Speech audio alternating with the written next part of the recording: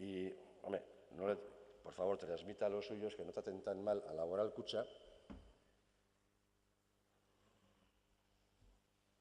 porque están haciendo una faena a una empresa financiera domiciliada en Guipúzcoa. Yo le diría que si tienen tantos problemas con Laboral Kutxa, que Laboral Kutxa que se pasa a Vizcaya. Nos ha comentado también que le estamos haciendo, al parecer, una faena a Laboral Kutxa.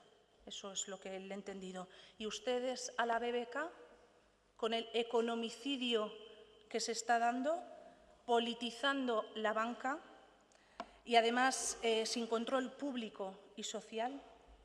Pero ¿qué esperar de una Diputación que es la abanderada y que lidera la pérdida de control público y de control social en la BBK? Un instrumento para el desarrollo económico y para el impulso de la obra social del territorio. ¿Y para qué? Para dárselo a 15 personas elegidas a dedo por ustedes. Urteetako lana, udaletan oinarritutako kutxa, gizarte proiektuetan oso erreferente izan dena, eta azkenean norabiderik izango ez duen banku batean bihurtu duzue. Eta norabideaz agian Euskadi Buru Batzarri galdetu beharko genioke.